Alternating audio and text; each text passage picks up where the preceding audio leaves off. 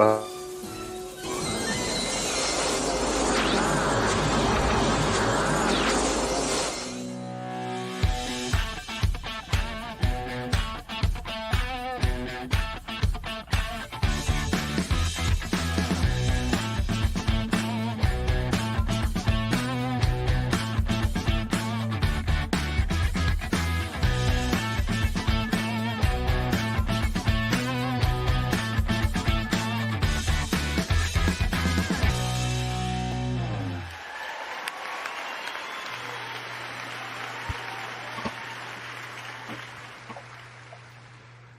Hello, everybody, and welcome to Quantum Leap Revisited, our weekly show where we revisit the original classic Quantum Leap show. And as usual, I have a fantastic panel of guests here with me and a special guest, which you may know from a few weeks ago, Christopher T. Welch, to be precise.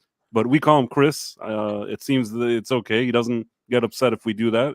And he's here with us, and this time he's not on a boat. He's actually on land, and he has fantastic internet. We can see and we can hear him. How's it going, Chris?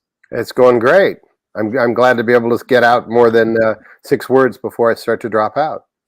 Well, that's awesome, and we're so thrilled to have you here.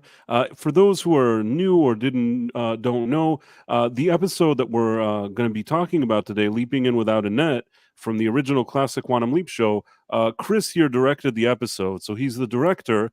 And what we usually do is we talk about these episodes. A lot of times we kind of use our own knowledge of the industry, whether it's script when it comes to writing, or Ro when it comes to the more technical behind-the-scenes aspects, or just Sean with his artistic eye. But with Chris being here, it's not so much a matter of speculation, but he can actually give us behind-the-scenes insights that usually people don't get about the show. And I think that it's really unique and really special, and we're really thrilled to have him here. So just want to let you know that, Chris, and I think people in the chat are also pretty happy to see you here. Good. I'm sure Ro is reading the chat right now. I hope so. I can't see it from here. But in any case, let's start with our panel. Aside from Chris, we have the Script Doctor.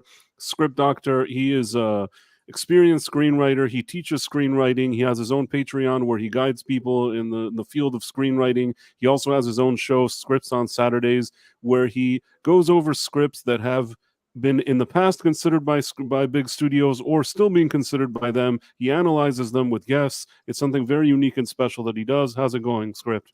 It's going great. Happy to be here to talk a great show tonight. And we're happy to have you here as well. I was just on Scripts on Saturdays, which is at 7 p.m. every week on Saturday. I was just there this past weekend, and it's always a pleasure being a guest on that show. If you're not familiar with it, you should check it out. It's on the Script Doctor YouTube channel. Next, we have Ro.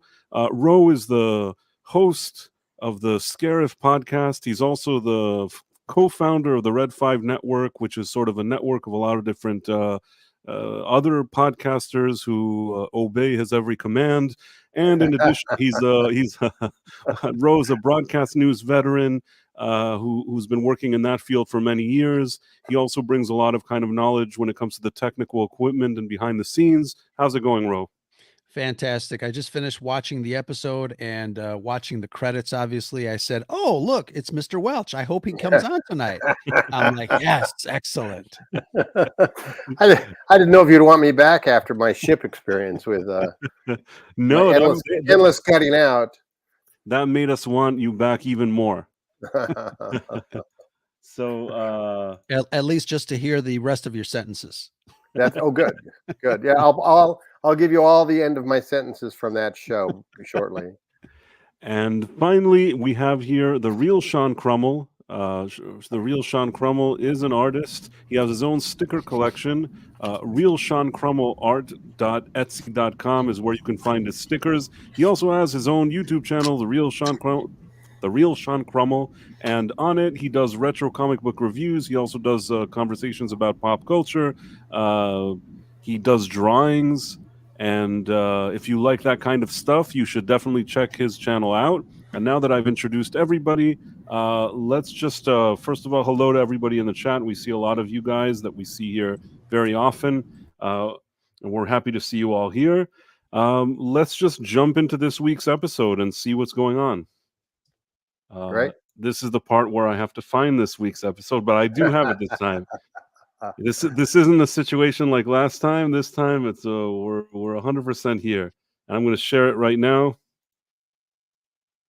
and hopefully you'll even see it. We're hopeful. We're hopeful. I think I can do it. Okay. Should I start waving my hands? Oh, yeah. Yeah, thanks. Yeah. Yeah, it works. You're waving your hands for price this time. It works. Yes, You it's guys- working. It's working. Yeah, you're good. Okay, good. So now what we're going to do is, and you must have seen Backyard Tardis in the chat. He had some family thing he needs to deal with, but he'll probably be dropping some comments here, which is always nice. So this is the opening. It's the one that's the extended narration by Deborah Pratt that we have. It's very close to the final version, but it's not, because it's the one that he still it talks about him needing funding for his project and prematurely entering, which later is removed. And he, of course, leaps into a trapeze artist, and he's expected to do something, and of course he doesn't know what he's doing. And I think that right before the credits he says "oh boy," which is probably I think this is where it really started becoming a more permanent thing, that he says "oh boy" before the episode starts. Chris, do you know if this was maybe a I thought he did it in at least the last one, but yeah, it's sort of his signature transition, right? You know, that we're gonna oh boy, and I think it did develop to be there always. I think that basically there were other episodes where he did it, but I do think that that it wasn't stable. One time he did it, one time he doesn't do it. And I think that starting this episode, I feel like every episode they did it every time. Maybe the last few they've been doing it, but this to me feels at least it's really. See, in that first season and a lot of the second season, they didn't have the narration down exactly. He would narrate at an earlier spot. Then they once tried a male narrator. Then they had Deborah Pratt doing this narration, which isn't the final one. Meanwhile, sometimes he would say, oh boy, but sometimes he wouldn't say it. I think that starting around this part here, I feel like he says it every time. And once we start with season 3, we have the final narration along with the oh boy. And it really feels like this episode is around the place where this show really manages to find its complete footing. It's not that it didn't have its footing before, but sort of all the moving parts that they were kind of testing out, I feel like now they're really riding that wave, if that makes any sense. Yeah, I know when I joined the show, they were really concentrating on that kind of that. I think my first show, I think, is where they introduced the longer opening. And I know they had various versions they were testing when I was in meetings with Dawn and Deborah. And it may be Goodnight Dear Heart or Her Charm that it came out first. And they just, they're worried people weren't understanding the show, and they were trying to get a bigger audience. So when people tried to join the show and didn't know it from the previous year, they were a little lost. So it was to solve that problem. Right. So, yeah, so this is already you can see me, right? You can see the thing, it's scrolling. Yep. Okay. Yeah. This is the intro, the music and all that stuff. And leaping in without a net. I know in the past you had some influence over the name. I'm wondering if you had influence over the name of this episode. No, on Goodnight, on Her Charm I did, but on this one, I thought it was a great title that Tommy wrote, and it was a fun episode. It was, it was funny when I was doing my first 2 shows. Don Bellicero talked to me about doing a carnival show, and they'd sort of shelved it because it was, a little difficult and a little unruly for them. And after I finished my second show, I walked in the next day to look at my new script, and this was it. Cool. And when you read it the first time, what did you think of it? Well, I know Don had cautioned about it. I think he knew how complicated it was more than I did. which is probably why he gave it to me. Well, that's a compliment. I don't know about that. You sometimes innocence or ignorance is bliss.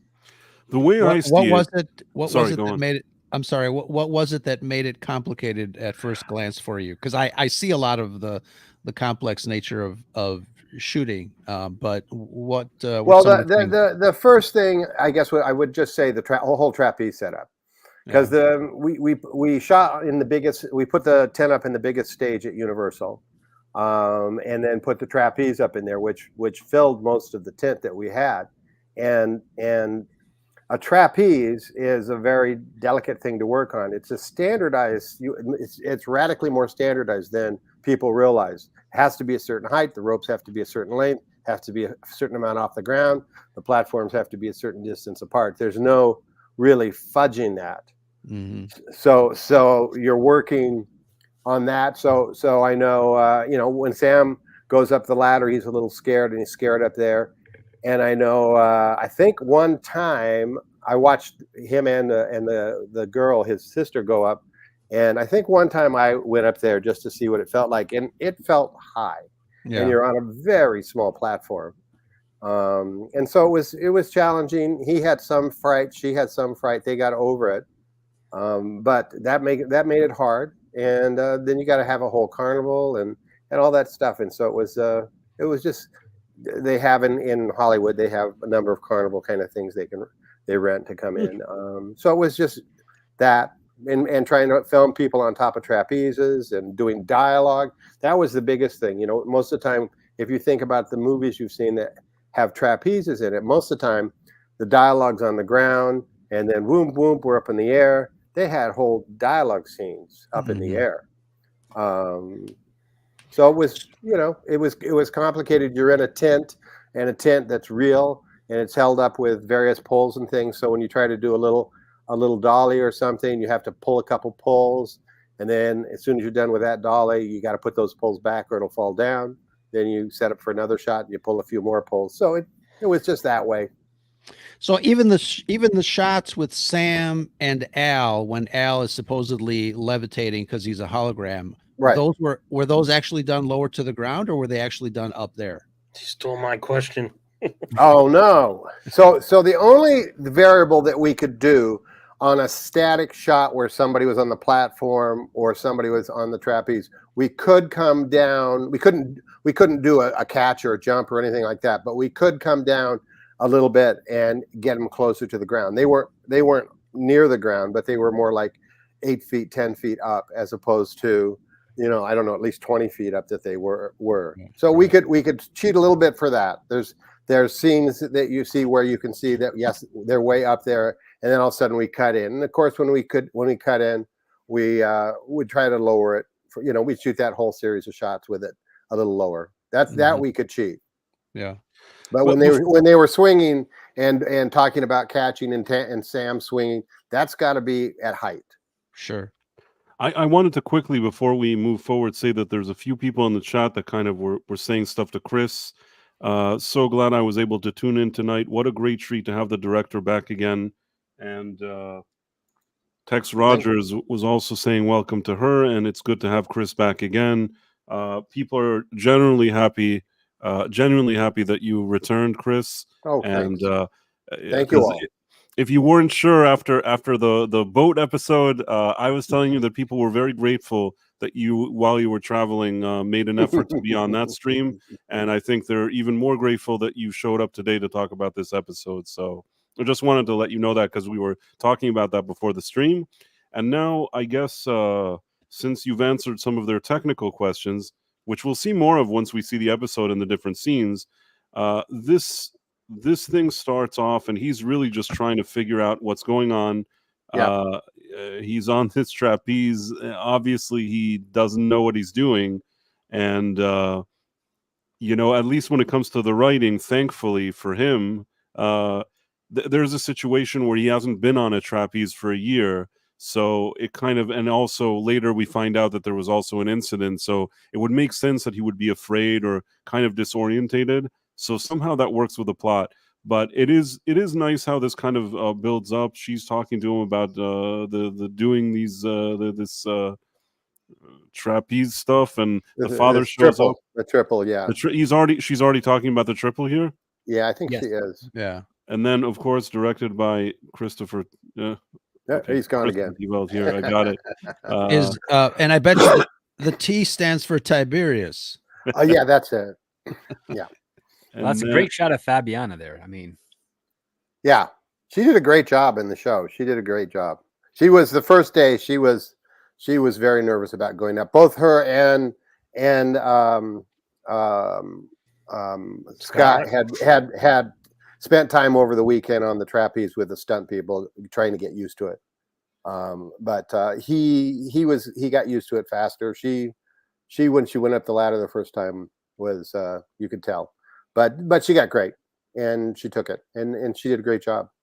Later she was in Austin Powers 1 as Alata Vagina, if you remember that movie. No, it's true. She's a very memorable character. It's a cult movie. She is in that movie. Oh God! Gotta check it out. Remember. So the grumpy father is here, and he's like, "No, you will never do this. No, you are not Hungarian man," or whatever he says to him. And then the guys show up like, "Oh, you have goulash. You have goulash." I don't know. They say something to him, like they're all like egging him on or something. Something about Yeah. goulash. He's mad that he's even up there. He's not even supposed to be on the trap. Yeah, and we don't quite know at this point why he's so furious with him. And I think right around this point, he tells him, "I never want to see you up there again. I never want to see you in tights again." And he's, you got to remember, every time the show starts, Scott's it's a fish out of water story. He doesn't know why he's there. He doesn't know, and he can't do the task that he needs to do.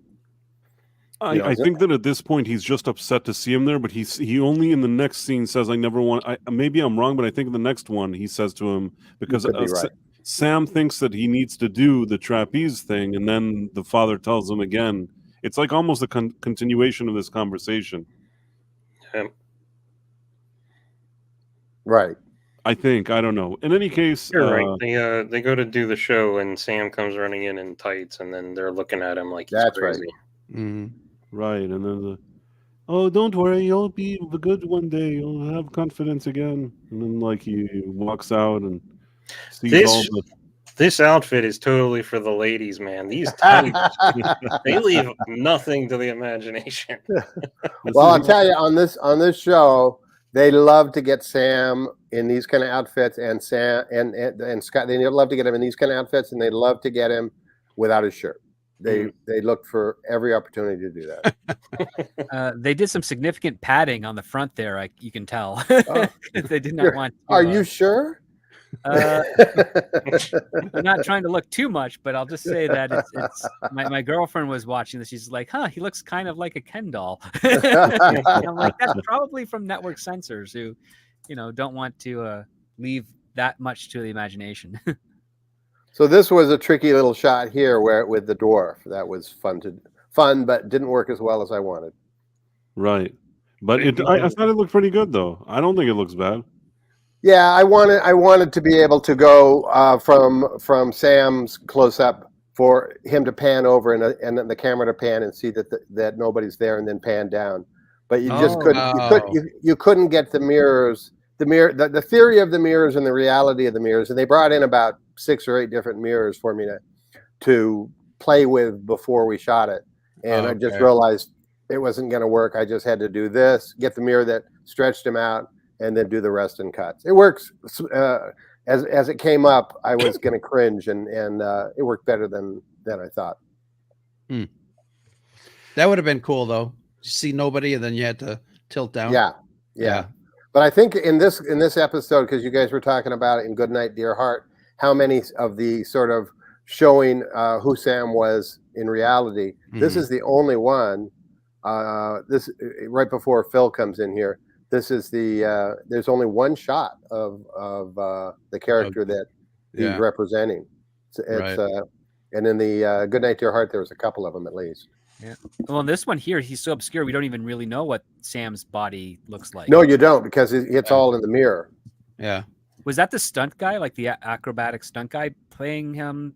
No, Sam? Or is it just another stand-in? Just another bit part. Yeah. Well, this is where it turns out that it's not a tall man; it's a little person. Right. And as he walks by here, there's some woman that walks by, and her name is I guess Elvira. So he says Al, and she looks back, and it's Right. actually he's talking to Al. So it's kind of a confusing moment. That's a I good one. love Al's intro. Yeah, he's always a hound dog. He is. Yeah. He's funny. He automatically, is interested in the ladies, and then they talk. I think that Al already has the information. He knows at this point that he already knows that she dies, correct? No, I I think think- inside the trailer when they're talking in private is when they I find think out. you're right. Okay. Yeah. Yeah. You may be right. So here they sit and tell him, "Oh, she's gonna die because Right, that's her picture back there. Yes. And then Sam's like, "Let me guess, when you were young, you ran away from an orphan and joined the circus." And he's like, Right. "Yes, of course. Yeah, Didn't everybody?" Didn't everybody? Yeah. Right. And then Sam's like, "No." And this is actually good. I think that some of what's happening here, and this is interesting, is that they're building up stuff that they're gonna use in not too many episodes. Meaning, from time to time, they drop that he was in a farm, and they talk about even. I don't know if they talk about the brother here. Maybe it's a little later, but he talks about his brother, which, again, these are things, little kind of ongoing arcs that are not heavily used, but from time to time they remind us. So I feel Right. like part of this was also to just, give the background of Sam and the Al and just do the usual dialogue. But I think as an underlying goal, they also had to remind the audience where Sam is from and what his background is, because this continues to be relevant on the show, and it'll be more relevant within the next not too many episodes, if that makes sense. Yeah, I like when he says, "How long have you known me?" And he's like, "I can't remember." And he's like, "Oh, even with your Swiss cheese brains, that hurts." Right. And this is he introduces some Camarinha lady from Brazil or something Right. like that. With her dogs. Her I love how her dogs. ridiculous that is. And they're like continuing to like try and corral them even whenever she's done. Right. It's a Crack me up. very strange act. I don't quite know. And some of the dogs are died. Yeah. And then now he comes out and he's wearing the tights and this Yeah, is where you're I right. think the father says, This is where he says, "I don't want to ever see you in tights again." "I Yeah. never want to see you in tights again." That's And right. then he walks away. You got to do And- it with the accent. Yeah. Price, be careful where you freeze that frame too, by the way. Why? Just to protect script. Why? What happened? The padded package. Oh. Well, he's in coveralls now. You're safe. Yeah, right. Yeah. And then basically he discovers that he's more of a security man. He has to hold the ladder while the other guy, while the father climbs up. And then he's like, "Well, security man isn't bad." And then I think Al probably here maybe tells him that if Sam doesn't do something, she's going to do the triple and die. Mhm. And die. And Yeah. then, In 2 then- days. right. And now Sam's kind of like, trying to think about this as he sleeps. And then his sister wakes him up. He's sleeping in the nude. Is this like a new character trait Yeah. that we didn't know about? Yeah. Chris, did they tell you he has to sleep in the nude? No, but after that padded package, was He needed to the breathe. appropriate time to introduce that as a character flaw. Yes. Now there's a previous line that they stated that she is 18 years old. I think she's- they say that. Okay. She looks a little older, to be honest, but Just slightly. They made him older Yeah. in the 50s. Come on. Yeah. Yeah. All right. Suspension of disbelief. this is the part where they start he starts piecing together that basically the mother died and that he's considered responsible for the mother's death. But I think here she tells him, "No, it wasn't your Right. fault. She had She a cold was- that day, and right. she And her sneezed balance or was whatever it off. is." Her yeah. balance was off. Yeah. Her Yeah. balance. So the cold affected her balance or whatever it is. You doing the father voice for the daughter? I'm just want to clarify. It was the cold, not the It's better. Much better. It wasn't you, it was the cold. So in any case, And your padded package. so then the next day they're here, and I was like, Sam, if you don't do the thing with her, she's gonna fall. And then that's my Dean Stockwell. That's Al good. Scal- Yeah. That's exactly what Dean sounds like. And then is it here that he tells them, well, once I was with Tom and we did Tarzan and I fell Oh, in and I couldn't stay on the rope. And he's like, Tarzan. and he starts telling the story about he was a kid. Now, the reason, again, why this is important, it's important for the episode, but actually the fact of him mentioning his brother Tom again is a good refresher for people because it actually has meaning that again, will pop up later on. Not in this episode, but it's important that this thing is being brought up now. I guess Tex has a question for you about the Al getting confused which wife did the I think it's going to come up in a second. Yeah, and I was about to write a response, but I kind of remember Al being confused every so often in the past, just depending on the need for comedic relief. Mm-hmm. I think it just depended on I what was being think said. there was something maybe in the one that he was at a rabbi or something. I think there maybe he fumbled a bit of it was this wife, that wife. Well, maybe the honeymoon one, he's trying to figure out which wives he went to Niagara Falls with, right? On the train. It's possible. I feel like they played with this a few times, maybe not a million times, but maybe I feel like at least once we got this somewhere. Yeah. All right. Well, he's a hound dog who's been married many times. For sure. So now they're doing. He basically Sam's like, yeah, I'll help you with the thing, and she's very happy, and she's I'm so happy now, and she walks away, and then and then they hear the dad outside saying, I knew it, they finally called or they finally wrote. I will say this. I have a Tex Rogers style question for Chris and for everybody here that it is worth mentioning. The other two characters here have accents, but Sam clearly doesn't. I guess we're supposed to sort of envision that he's speaking with an accent, but we're kind of seeing him as Sam, so it doesn't appear that way to us. Yeah, there wasn't. That was just there was no reason. He was another person. He looked like another person, so he would sound like the other person to them too. I mean, you can just go down that road. I mean, thank God he didn't have to do an accent. That would have been weird. He would have done it great, but it would have just been weird.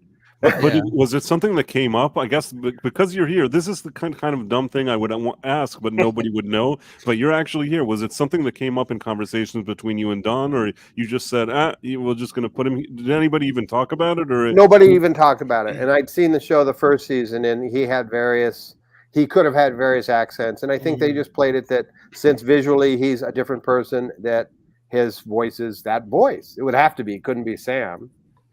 I feel like that's along the same lines that like we're always like, how much of the physical prowess of a person does he retain when he leaps in? If if it's like cut in half or various things like that, like how much of the person is left when Sam is occupying their body. Well, generally within the story, it's almost all Sam.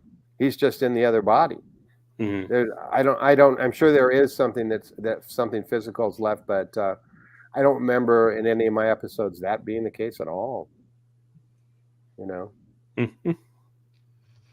So it was nice to ask that, but I kind of figured that would be the answer. Yeah. In any case, this is what Ro was saying, that he goes outside, the father opens a letter, and some bigger circus type place that they used to work with, they want the Panzinis there again to do their act.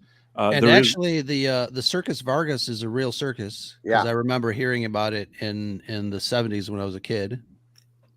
Yep, it was. It was about all that was left in the end.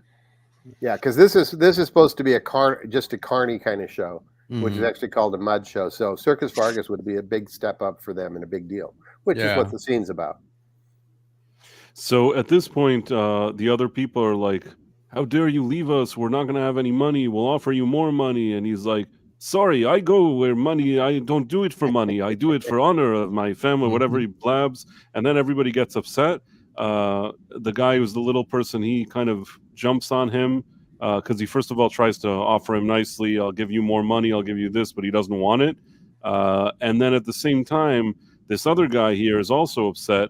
But Sam uses his fighting skills and kind of knocks people out and makes them go away, and even removes this guy from the dad, from Papa. And Right.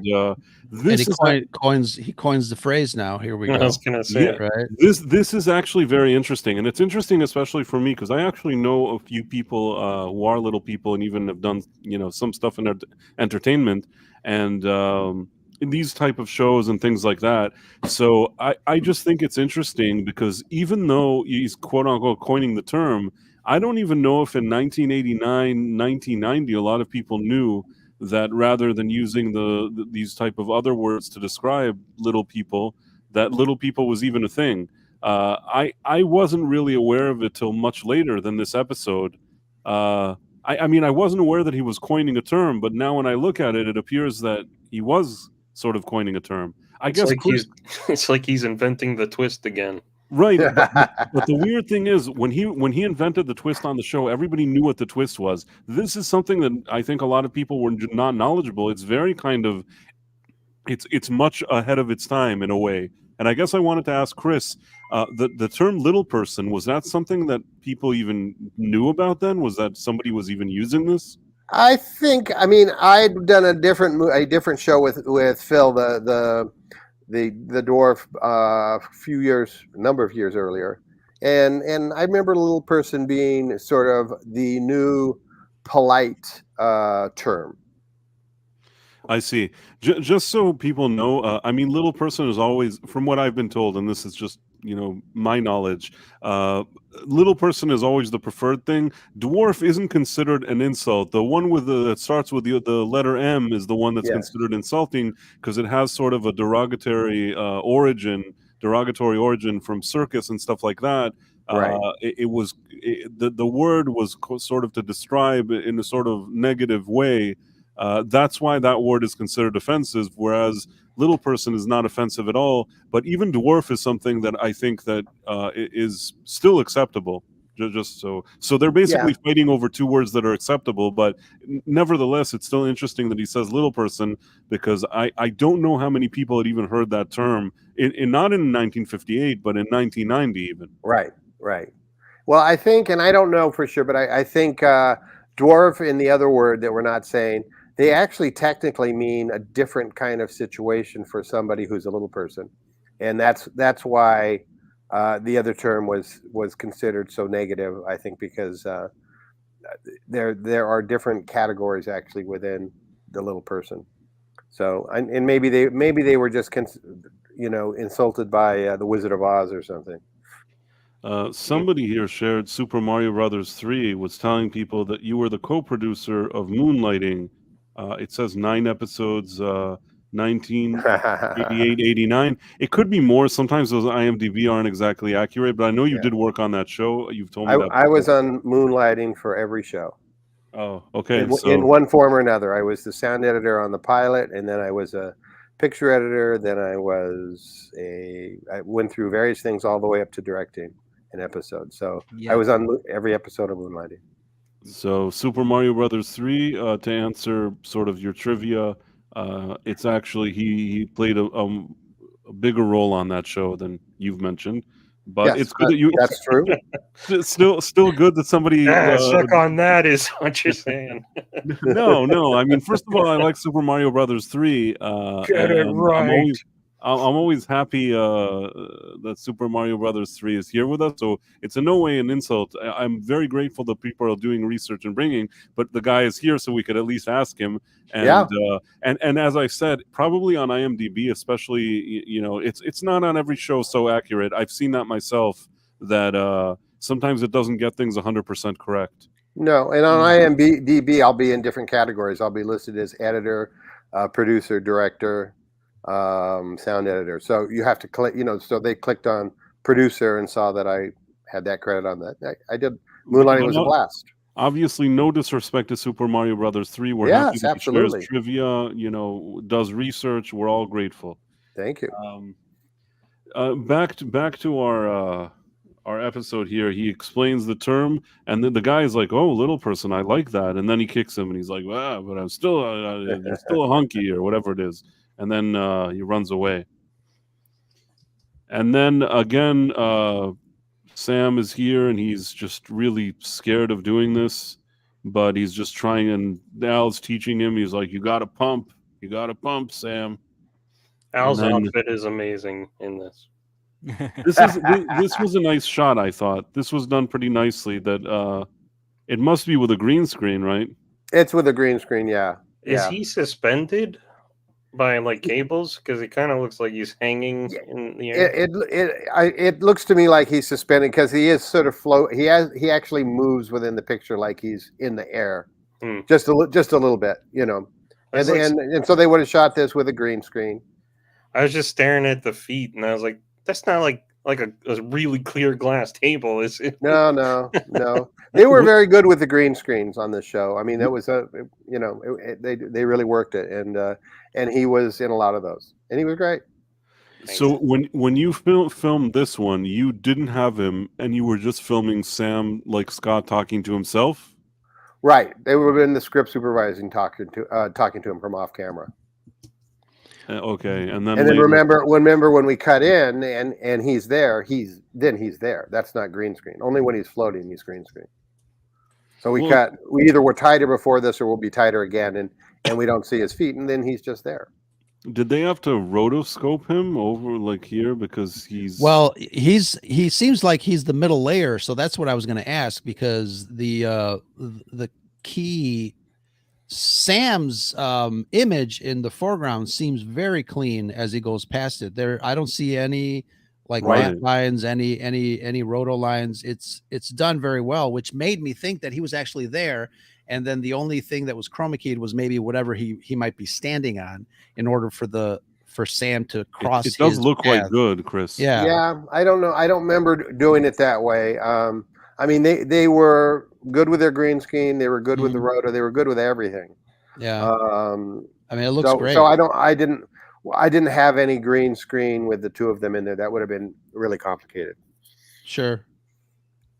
I mean, just the green screen's always a complication. It's got to be so many feet back from the actor, or it bleeds around him, and there's all this stuff. Yeah. So right there, he's just there. That he's just standing on a platform on the last shot. Yeah, it looks good, nevertheless.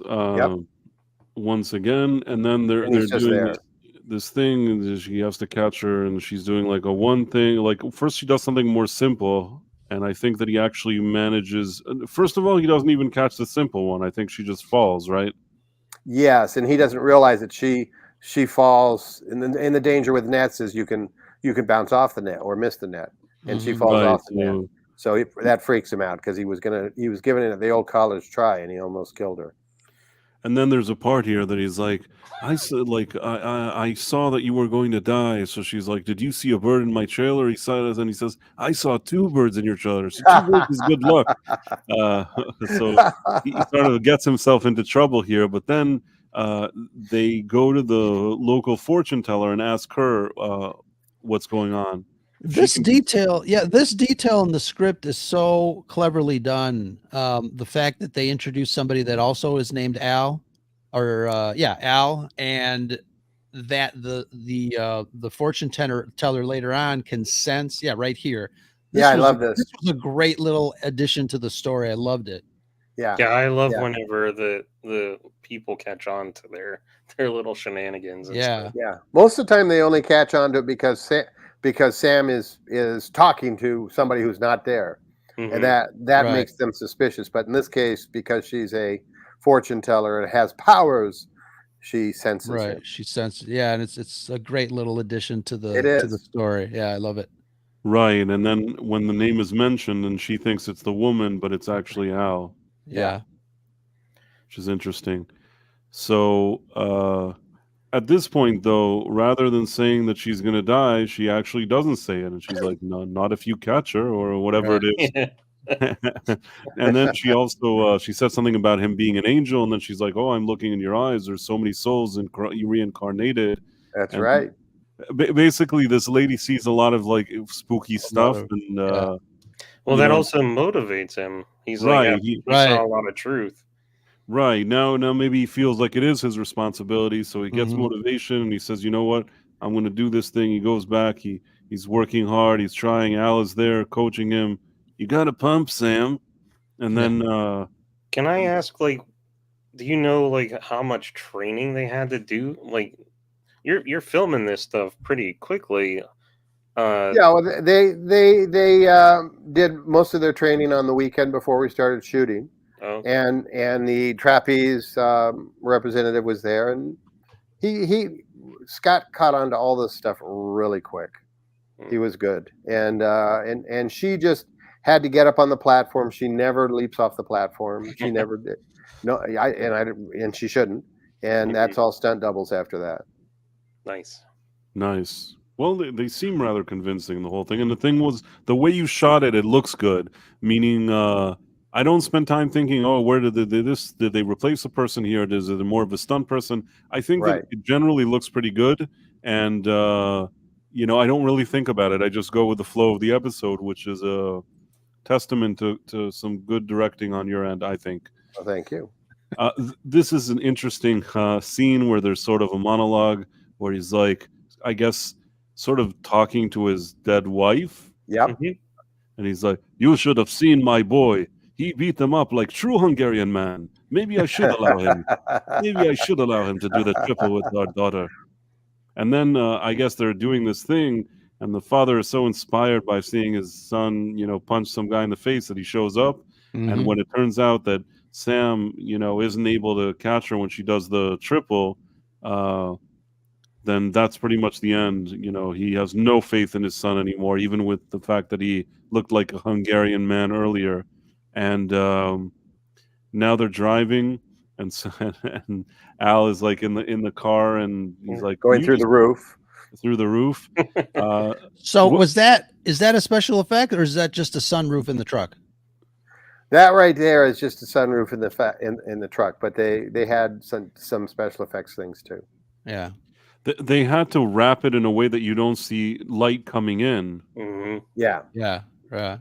Because But it's if funny it- that he does like he pushes a button on the device and then his hologram kind of goes down, Mhm. which I Yeah, thought was kind of funny. Yeah, that's pretty cool, actually. Yeah. Well, they're on a trailer, right? So because someone else is driving, so it's a rigged car. I don't even think they're on a trailer. Yeah, I don't think they're moving. I think at all. I think we're just against some sky, and the camera's moving, and Oh, okay. people are playing with the truck, and one of the movie moments. Yeah. Looks good though. Yeah, no, it works. So they arrive at the At Circus Vargas. Circus Vargas, and then this the boss of the Circus Vargas comes out and he goes, "Hey, it's so good to see you guys here. And we have this, we have that these days. We've done so much." But then the father is like, "But you still need the panzinis." And then he goes, "Yeah, well, of course we do now." And then he shows him a poster of Eva, and it says that she's going to do the triple. And of course, with you guys doing the triple. And then the father is like, "No, we never do triple." And then he goes like, "Well, that's not what your letter said." So it turns out that the daughter actually wrote the letter, and now the father's upset, and she's like, "I don't need to talk to you. I can do whatever I want. I want to do the triple. I will do it with Victor." Well, as And you're then- like rushing through that scene, you're kind of ignoring, Price, that you've got Richard Raley there, who's like Mhm. legendary character actor. Yeah. Yeah. in the Definitely. circus. His mustache has never changed. No, just in color. Yeah. You know what? You know what? I agree. I should have focused on that. I agree with you. He is there, and I kind of skipped over it. I think maybe because of the hat, and maybe he looks a little younger. I kind of didn't catch it, but now that you say it, I do realize it. Well, he's a people person. He's good with the people. Yes. I see what you mean. I see what you mean. It's just I don't think I've ever seen him so young looking. Yeah, Relatively young. Yeah. So yeah, it's him, and then I'm good with the people and I'll help the customers, and then the father is just like, okay, we do the triple. I will cut you myself, and then she's like, oh, papa, but then Sam is like, no, you can't do it, and he's like, why not? And he's like, you have a torn rotator cuff, and he's like, what? You a doctor now? And he's like, yes, I know you can't use that arm. You can't use your right arm anymore. And then they do a thing where he kind of wants to take a swing at him, but Sam proves that the guy can't do it. And at this point, after that, there's a showdown. He walks away, and it's clear that the only way this thing is going to get done is only if Sam does it. So after some clowns play the trumpets and some elephants do whatever elephants do, and horses and whatever.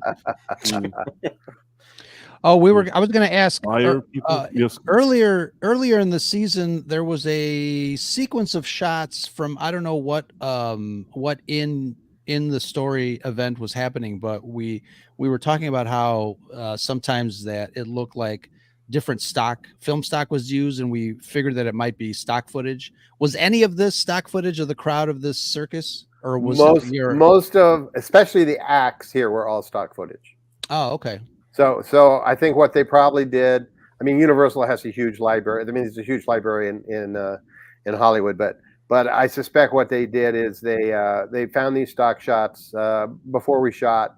Then they redressed the tent I used to be Circus Vargas and put the same color scheme and made it match it. And gotcha. The guys in the crew were just, with a lot of crews, but with this crew were really on top of this kind of stuff. Awesome. Yeah, it would have been very time consuming to shoot this stuff, and this was just stock footage, and they put it together fantastically. It looks good. I mean, this episode is chock full of setups. I mean, I don't know how long you had to shoot this entire episode, but it was nonstop, setups and shots and scenes and sequences. Yeah, and it was. These were, technically these were booked for 8 days. They sometimes went to 9. They sometimes went longer. I don't remember how long this one went, but they were very hard to get done. Mm-hmm. And I was my goal was to be extremely prepared every day and just get everything we can get. We'd get 20 to 30 shots a day. Wow. And that was about it. Mm. And a lot of times on the show they're shooting 2 cameras a lot. On TV shows at this point, they were shooting 2 cameras quite a bit to get a little more coverage, and you did. Perfect. Yeah, and this is great. The clowns and then the monkeys and all that stuff. Yep. The crowd, and now the Panzinis are gonna do the triple, and then Sam is here in his kind of Freddie Mercury style trapeze artist. Did you think he looked like Freddie Mercury, or it just happened to be that way? No, I liked Queen, but I didn't connect him to Freddie Mercury at this point. No. This is like Freddie Mercury at Wimbledon Stadium or something. Yes, that was attire. It's like the same exact thing he wore. Maybe that's about right. You're right. Maybe he watched your episode and he's like, "That's it. That's the attire that I was looking for." That's it. That's what happened. And then that was my Freddie Mercury singing in the attire. Oh, that was his reaction. Good. I don't sound anything. You do Freddie Mercury too, huh? I couldn't do Freddie Mercury if my life depended on it. His talent knows no bounds. But I tried to at least give the flavor of how he would react when he saw this outfit. Yes. And then now they do the thing. The father shows up to look at it, and of course this is the big moment, and they do the thing. Everybody's waiting for it. Sam, yeah, and then he goes in the. Him dropping down cracked me up because it was so slow. He's just like, "See you later." And then she does like that's right. The cross thing. And then were any of Don Bellisario's children in those crowd shots? I don't think so. No. His younger children from Deborah, I don't think so. No. His older son is an associate producer or something on the show, and his daughter, I forget what she did. They do the thing. This was already shot with the stunt doubles, I assume. That's why it's also dark. This was the stunt doubles. Yeah, absolutely. Yeah, and that's why it's also the darkest scene where they're doing it in the whole thing, because that way you can sort of get away with this doubles. But it looks good. I mean, again, it does look good. It does look. It was funny. When I watched it yesterday, I'm watching it on my 85-inch TV, and I go, "Oh, that doesn't look so good." But that's not what we had then. We had 25-inch TV, and it looked great. Yeah. Should have shot this knowing that people would have televisions as big That's as the walls. right. But you know what? I do have a question for you. Is that, and this always kind of bothers me. The show was shot on film. Were you even thinking at all of possibly doing a widescreen thing, like maybe the X-Files? The X-Files did think about widescreen stuff even before it was relevant. When you were filming this, did anybody even dream of widescreen, or it was just not? No, nobody did widescreen. Generally, like including myself a little bit, the public when you got a widescreen movie on your VHS, which is what you could get then, you lost a third of your TV, your 25-inch or 30-inch at the most TV. So nobody was thinking about that until we got widescreen. I remember when I did Moonlighting, we were transitioning from mono TV to stereo TV, and then by this time we were still on stereo TV, and we weren't into Dolby TV at all, into Dolby Sound on TV. So no, we weren't. Nobody in what I did was talking about that at that point. We were just trying to do the 4:3 format. It's funny when it comes up now and I watch it, and it's only fills up part of my my big TV screen. But I remember that. I remember the argument when people were upset that that not the entire screen was filled because they had black bars on the top and bottom. Yeah. People were like upset. They didn't understand that you actually get more picture in a widescreen rather than a pan and scan or a 4:3. Yeah, it was just hilarious to me. If somebody got the negative, like the film for this episode, he's really pushing for it. Is it widescreen on film or the film? No. There was just no reason to do it. There was no reason to do all those gymnastics. It was shot in 4:3, and that's what it was. Yeah. Oh. We had on Moonlighting, we had a black and white episode that we shot in black and white. We didn't just turn it black and white, and it was a problem. Going through the new Panelist cameras, the black and white was sparking every once in a while, and but we stuck with it. But we shot it in black and white instead of just turning off the color. I think black and white film, if I'm not mistaken, I think black and white film is slightly thicker because of the silver oxides that are used. I remember having a discussion with a projectionist friend of mine regarding black and white versus the color stuff. Yeah, right. It's thicker by like 2 or 3 microns. It's so insignificant when it comes to the grander scheme of things, but it's when you put it through a projector, that sort of thing going that fast, it does make a difference. The widescreen film would probably cost more too, right? It would be a bigger. No, they just use the frame differently. Oh, it's the same thing. They use the frame differently, and they have a different lens, and at that point it was squeezed with the lenses. Oh, yeah. And it fit into the same frame size. It was just squeezed a little, and then it was expanded when it was projected or telecine. Nice. Well, I guess due to Ron Donafero's comment, Babylon 5 was Tex Rogers is saying that Babylon 5 was the first series to be shot in 69 aspect ratio. I did not know that. In addition, what year was that? 95. That could be 99. I thought it was X-Files, and for some reason I think X-Files was the first one to do it. I don't remember X-Files being widescreen though. Yeah. Me neither. No. Maybe there was a special episode. It's been a long time since I watched it. And Lisa Katrine was saying that Moonlighting was every day on Moonlighting was a blast. It was a blast. Cool. Even I with Sybil actually, Shepherd. I've actually, Even what? sorry. I'm just saying, even with Sybil Shepherd. Every day was a blast. Yep. The Glenn Gordon Cairn was a freaking genius, and it was a blast to be around. Sybil sang Blue Moon, and I told you Yes. loved you, and I'll get out in that black and white episode of Moonlighting, I guess. Yes.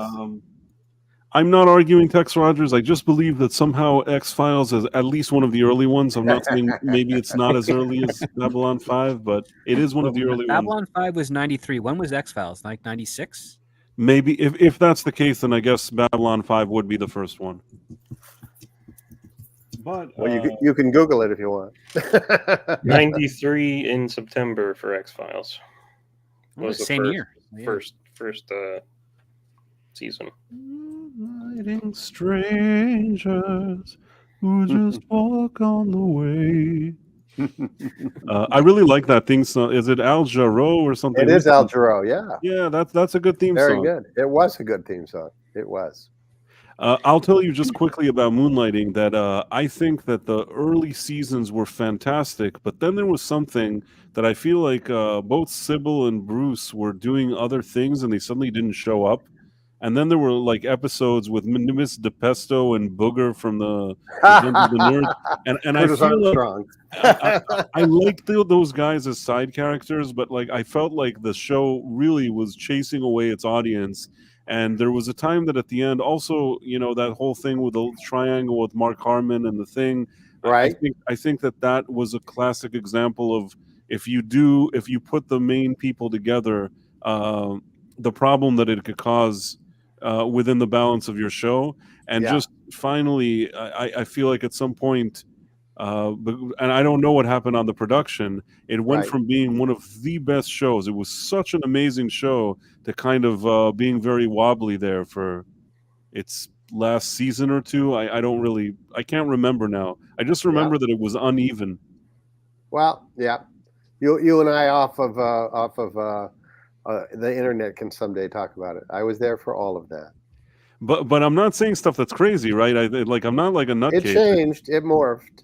Yeah. Well, the other part too, and this is something I learned from Deborah Levine, is that when you have a will they, won't they situation, you got to stretch it out as long as you can. And there's a certain point where you know when you stretch it out too far to the point where you got to like pull the trigger and put them together. And then the next part is how do you make sure you don't betray the audience now that you've done it? And that's also another heat. Yeah, and that was an element. Certainly was. So back to this. Back to Quantum Leap. Exactly. Although this was very interesting, once we have you here, and you can also talk about Moonlighting. It's not like we're sad about that. No, so like a Moonlighting Revisited show price after this. That'll be our next. I would love to watch that. I've been wanting to. So then what we do is we have. They did the triple. And Al's taking his bow. Yeah. And then the father is very proud. And then he's like, and then also just to like show that the father isn't being disrespected, the announcer is like, and look at who we have here. It's the legendary catcher, Panzini. And everybody's like really happy. Mm-hmm. And then they're back on the map. You did very good. I'm very proud. And then he's they redeemed hug. himself. He tells him he has to wave to the crowd. Next time, wave to crowd. And then they hug. That's right.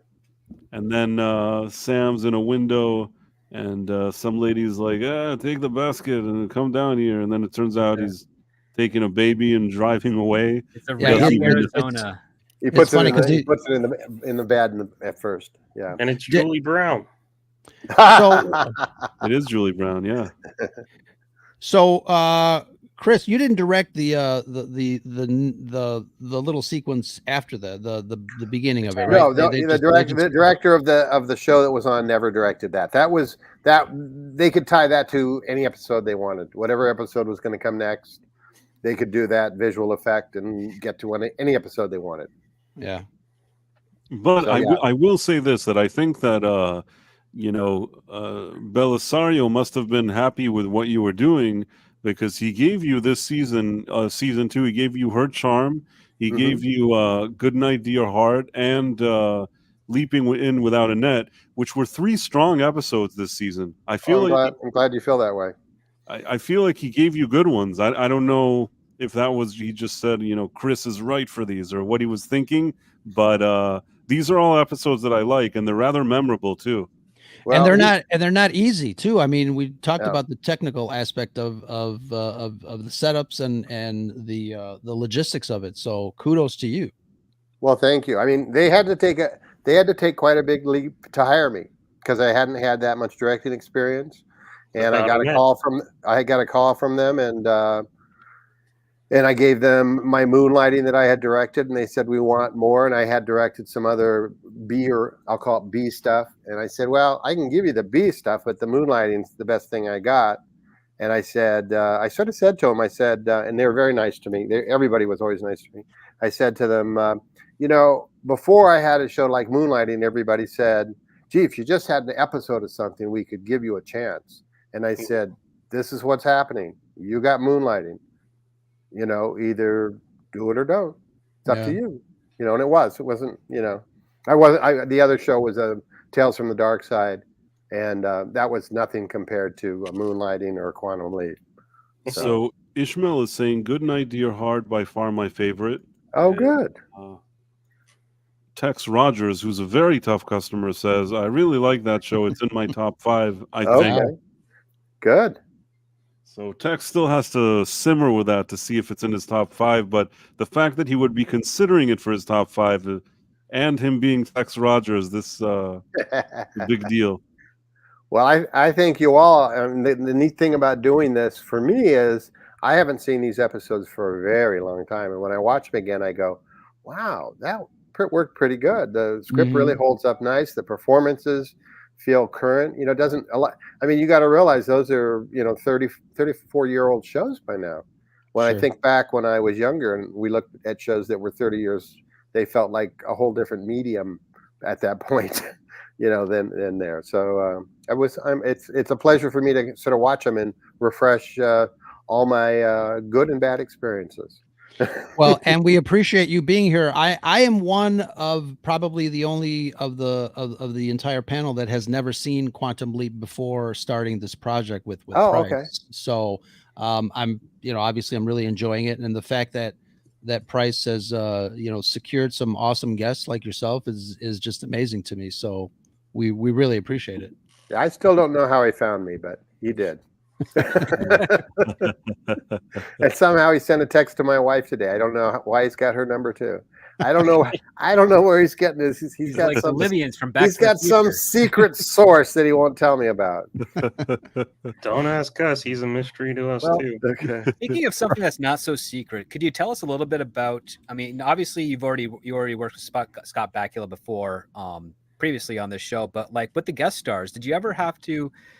Did they ever reach out to you for advice of how to do some of the performances, or did they just kind of go on autopilot and you were just there to make sure that they stayed on track? Because I know a lot of people. It's interesting. It's interesting that you bring that up because when you're dealing with a show like this, and this was the second season, so Scott and Dean knew their characters, and when you're the director, you're in a position of how much do you input and how much do you see what's going on.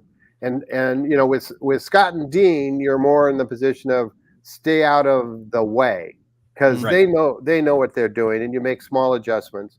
And frankly, on a show like this, you probably give more input to the guest stars than the stars. The stars, and you work with the stars, of course, too.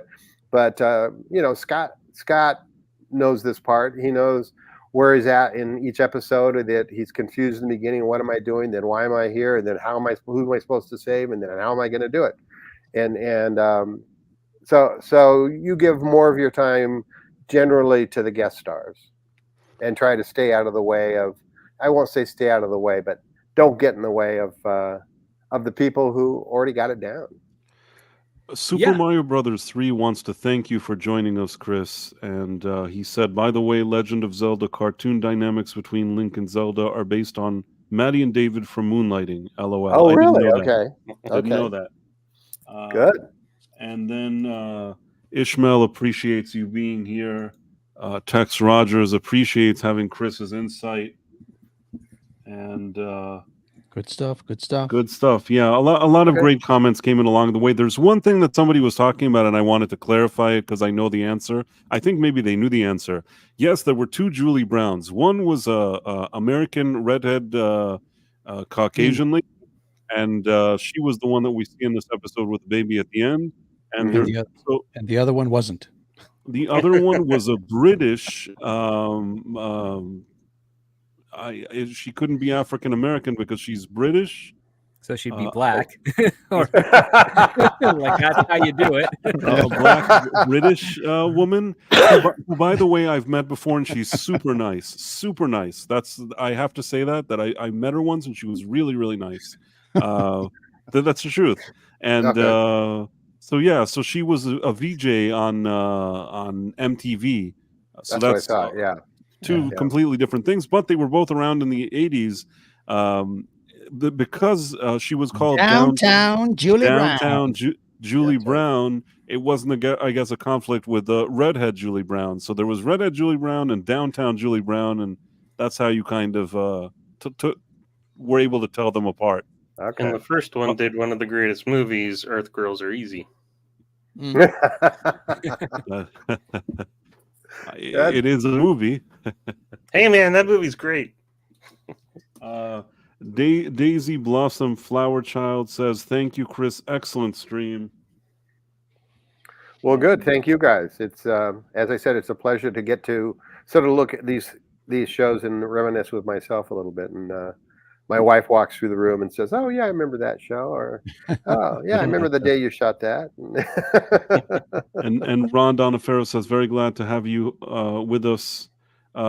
Just so you know, Chris, and I told you this before the show, I think that the people that you see in this listening to this stream, some of them were more vocal than others, but there's a group of people that really, really enjoy this classic series and enjoy how well it's held up.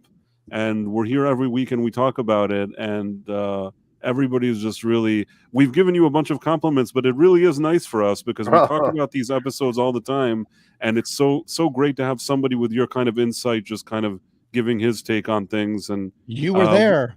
I were was there, there. no, I it's was great. there. Yeah. And I'm hoping that you'll join us. When is that? I think that's a season 3 episode, that one, which is a unique episode.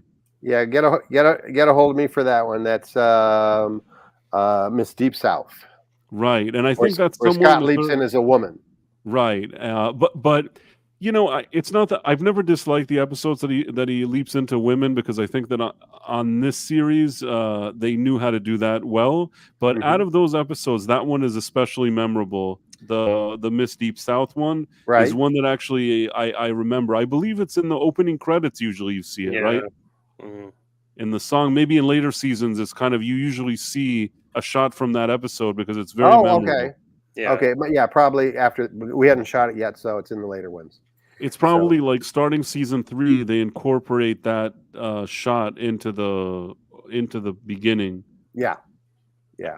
At some point, I believe it's in the opening, because it's sort of it's very humorous and fun, and I like that they put it in there. So you'll definitely be hearing, whether you like it or not, you'll definitely be getting another call from me at some point, and we'd love to have you. In any case, you're always a welcome guest, but you know, for that one, you're a welcome guest, and I'm probably going to be bothering you. Okay, good. No, these are fun for me. Very good, you guys. Thank you. Thank Okay, you so- very much. Yeah, thank you. So we're just going to go one by one. Everybody, just as we just wrap up how we felt about the episode. Chris, again, I guess out of all the episodes that you did for Quantum Leap, how did you feel about this one? I probably liked her. I enjoyed her charm maybe the most, directing it. And this one was up there. The weird thing, to give you a little more insight too, is when I got her charm, that was the only show I got, and about a third or halfway through it, I got a message from my agent that I was doing the next 2, which on a TV show means you shoot 8 days or 9 days, whatever it is, and then you prep 8 or 9 days for the next show, and then you shoot, and then you prep, and then you shoot. And I did that. So I did 9 days shooting Her Charm, then 8 days prepping the next show. And so I have to tell you, by the time I got done with, we'll call it 3 shows in a row, I was tired. They were hard shows to do because it's almost an anthology series. There's no standing sets. Right. So when on your first day of prep, that on another kind of show, you would go to the standing sets with the script and start working at what you're going to shoot. You're not. There is no standing set. And sometimes the script was still in flux. So you'd go on location surveys looking for potential locations. And then all of a sudden, the script would get locked down, and sets would start to be built. And I would, about 3 days beforehand, I would be able to really do good homework. But it took more than 3 days to do homework, so I would have to chase it. I'd get up at 3 a.m, and so I would shoot all day long, and then I would read what I was going to shoot the next day again. And then I would dream on it, and then at 3 a.m, I'd get up and figure out how to shoot it. Wow. And which might be in the beginning, that might be day 5 that I was doing that for when I was shooting day 3. But eventually, by the time you're done shooting, I would be getting up at 3 to do my homework on what I was shooting that day, which I don't like to do. I like to be prepared. And when does the day end? What time usually? What time? Well, they're minimum 12-hour days. So you shoot from 7 to 7, and then if you go over, so on a Monday you shoot from 7 to 7 on this show, and then if you go over, so you shoot from 7 to 7 Monday. On Tuesday you shoot from 7, and you happen to go over to 8. So on Wednesday you can't start till 8 because the actors have to have an 8-hour turnaround. So then you start at 8, and then you go to 8. Now, if you happen to go over on Wednesday to 9, then the next day you start at 9. So by the end of the week you're usually creeping down the clock a little bit. You try not to. Everybody doesn't want the overtime, but it sort of goes that way on TV shows. And that's why you get paid the big bucks. That's why. I have some residual checks that just arrived the other day. I think they were all under 10 cents. Well, we appreciate don't know why the they fruits of send your them. labor. What's that? We appreciate the fruits of your labor, even if it's reflected in 10-cent checks. Yes. No, the show was fun to do, but these 3 shows in a row was, and Don knew I was tired by the end. Quick question for you, Chris. How involved were you in the post-production and the editorials at the end of each episode? On TV shows generally, I would always go in. You contractually the editor has X number of days after you're done shooting to present the show to you, and I would, since I had been a picture editor, I would go in and sit with them for a few hours and go through it scene by scene and give some notes. Generally, Don's just everywhere. Don's people were good people, were really good, But sometimes I felt on one show the editor had sort of upcut things too quickly and was missing beats, and I tried to get some of those back. That was hard to do, but thank you, Lisa. Thank you. Also, Ishmael says it paid off. The quality of the show speak for themselves, and also Lisa is complimenting you. Yeah, I mean, we understand that maybe you don't have the fondest memories about not sleeping and stuff, but for us, these are good episodes, and we enjoyed them. Well, I've been in the film industry my whole life. I've not slept forever. I can live on 3 hours sleep a night indefinitely. Or you've done those days where you sleep 1 hour, you're up for 3 hours, you sleep 1 hour, you're up for 3 hours. Sure, I do that. The nap. I'll be up for a day and a half, and then finally I got to take a 15-minute nap every 3 hours. But you can't do that when you're the director. That doesn't work. It works when you're the sound editor or the picture editor. And I guess now that we've gotten your thoughts about the episode script, how did you feel about this episode? Oh, this is a fun one because it's a very different environment from the rest of the other shows we get. Like Sam is far more physical in this one here. I mean, yeah, there's the obvious, you like Fabiana Udinho because she's gorgeous and she's fun to watch. But I also like the motivation is that it's all about this ambition and the fact that, you know, they're in the mud circus, so to speak, and they want to get back into the big top, and this is their way to do it, and it's overcoming those restrictions. I like the fact that it played on how Sam has a fear of heights based off of trying to reenact Tarzan, you know, probably around the same year that this was happening in 1958, because Sam would have been like 6 years old or so. So yeah, I thought it was a really cool stuff. And I also was wondering to myself, like, was Al just kind of messing with Sam about running off to the circus and his pet cockroach Kevin and all that stuff? But like, they're good questions to have because they're decent character development with these two. And it was a very simple story, easy to follow, and I liked it a lot. I thought it's a good show to introduce people to Quantum Leap with. Yeah. Al's little input is really good, because the thing about him is it's little comedic input a lot of times, and he's not trying to be funny, which is the key to some kind of comedy. Is the person who's doing the comedy, they're not trying to be funny. They're the way they look at life is funny to us, and the way Al looks at life and the life he's had is what's funny about him. He's not trying to be cute or funny or anything. It's just the way he is. And I guess, Ro, how did you feel about this episode? I liked it a lot. Again, like when I watch something, I tend to gravitate towards the technical aspect of things. So I was being bombarded by a lot of questions and a lot of. I was very impressed, obviously, with this episode, because, like Script was saying, it looked complicated. It was a simple story, but I liked that. I don't know. It felt a little more like a movie. Like we got a lot of setups. We got a lot of cool little clever special effects. The story was great. I liked some of the things that were added into to kind of give some oh wow moments, like the clairvoyant that is able to kind of maybe sense Al. So it almost made me feel like, oh, this opens up a whole new can of worms when it comes to maybe a future story or a setup on something else that might be a development for Al in the future, or how Al relates to Sam in the future. So I thought all of that stuff was really well done, and I loved it. I loved this episode. Awesome. Sean, how did you feel about this episode? It's great. I loved it. You guys covered most of the stuff I was going to mention. I felt like Al and Sam felt a lot looser in their interactions. So, like, I thought I wasn't sure if Al was ad-libbing much at all, but there were just funny little quips, like Sam's hanging on the swing, and Al's like, "What are you, a wimp?" And he's like, "Yes."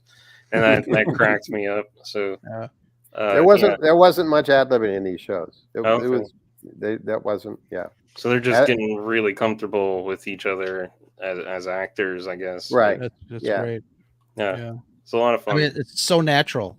I mean, their delivery is so natural, and obviously, at this point they've been, through a lot together. So that's great. Mm-hmm. I think this is interesting. I found the racism against Hungarians interesting, contrary to what some people would believe. You had Hawaiites hating and mistreating other. Think about the British and the Irish. Yeah, it was kind of interesting, I guess. In 1958, maybe just in general, if you're an immigrant coming from somewhere else, you're not always liked. Right. That's why people join the circus. And just a final comment before I give my thoughts. Backyard, there you go. He arrived home, and I guess there's some baby goats being born on his ranch. So congratulations to him. Very nice. And Joshua Calkins congratulated him. For me, I like this episode a lot. Out of the Christopher T. Welch episodes, I still think that Goodnight Dear Heart for me is probably the top one. And maybe they're in a close second, Her Charm. This one is fun, and I like it, but it's so hard because those other two are so great. So But I will say, and I said it before, out of this season, and I'm not just saying that because you're sitting here with us, I 100% believe this, that out of this season, these are amongst some of the more memorable episodes. Oh, good. You definitely got some good scripts, and you also, and in such a short amount of time, having to film 3 episodes in a way that today, people would probably have a lot more time to do. I mean, the way you put it together with what you had at your disposal, I think that these things still hold up today, and they're still fun to watch. Okay. And you could feel good about the work you did, I think. Yep. Well, good. Thanks. And on that positive note, I guess just we're all admiring your Emmy behind you. Oh, okay. That was for sound. You're sort of you're a man of many talents. You've done a lot of different things on different productions. I mean, an Emmy is an Emmy, especially Right. It's one more than we have. Right. Absolutely. That was 1983, 1984 TV season. And that's when the Emmys actually were worth something. So it's I've never been able to find anybody to buy it, but no, just kidding. No, I mean that that I feel like there was more merit in the way they were given. But real quick, do you have a preference? Do you enjoy directing more, or do you enjoy doing sound more? I always enjoyed directing the very most. I came to Hollywood to direct. I dreamed of coming to Hollywood from when I was about 13, and got here as quickly as I could. Wow. Nice. But I only got to direct some. So that's the way it goes. Yeah. Yep. Well, I mean, again, some people, they may get to direct like what's it called, like General Hospital or something, and I don't think that there's people sitting around today buying collections and having it a part of pop culture, and people sitting around and analyzing them decades later. Do you get what I'm saying? Sometimes you could have done 300 General Hospital episodes, and probably nobody would have noticed. Maybe. So, Yeah. Sometimes you need to be. Nobody's doing live streams on General Hospital. Let's just say that. Yes. I'm picturing the complete box set on DVD of that show now. It's just like a whole wall. So yeah, I mean, there's people that direct commercials or different shows that, not even General Hospital was like a very extreme example, but there's plenty of other shows that are kind of forgotten and don't have that kind of longevity and fan base, and people still talking about them so many years later. So that's how I feel. I feel that I can't. This is just my personal opinion. I'm just giving my 2 cents. I think that based on what I've seen here, there should have been many more things that you did, because I think you did really well. So, but Hollywood is just a problematic system sometimes, and sometimes it rewards some people that maybe, just my personal opinion, shouldn't be rewarded, and sometimes people that should be rewarded, it actually doesn't reward them. I will even say, and I'm not on your level or anything like that, I've even been in a situation like that before, where I felt sort of not fully respected by the system. So it is what it is. It's a tough business, and It is. And I still think, when I look at your resume, not only in directing but in producing and sound and all the stuff that you do, it's a very rich resume. And I think most people, if you ask them if they want a career in Hollywood, and you say, you sign this piece of paper and this will be your resume, you'll have all this stuff that you've done, I think most people would take it.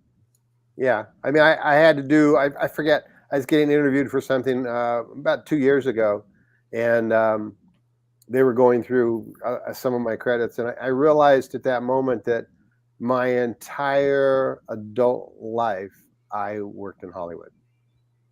Once I left college, I never had a job outside of the film industry. It's very difficult. Very difficult feat. And I'm very lucky that way. I know friends I went to the American Film Institute with who sold real estate and cars and everything else. Sure, yeah. Oh yeah. So I feel I lucky worked in on that. publishing for 7 years in addition to doing my screenwriting and stuff, because you got to go where the reliable income is at the same time. You want to work there. So being able to, pay your bills, just sticking inside the actual entertainment industry is one heck of a feat that not a whole lot of people get to say they can do. Yeah. Yeah, it is hard. It is hard. Well, good. So I'll see you guys on Good Night or on what is it called? You directed it, Miss Deep South. Miss Deep South. Yeah, and we've summed up everything. Again, subscribe to everybody, to the Script Doctor, to the Scarif Podcast, and the Real Sean Krummel, and all the links and stuff are in the description. Thank you, Chris, for being here, and you all have a great night. I'm going to play my our outro here. Outro. Ooh, that's a good one. Did you hear the outro last time, Chris? No. No. I think my ship sailed off the edge of the earth. So just so you know, this outro, I actually sing it. I wrote it. I sing it. I play all the instruments. Oh, so you're gonna have to suffer. A Renaissance lobster. Okay. I'm such an awesome guy. I make so many videos.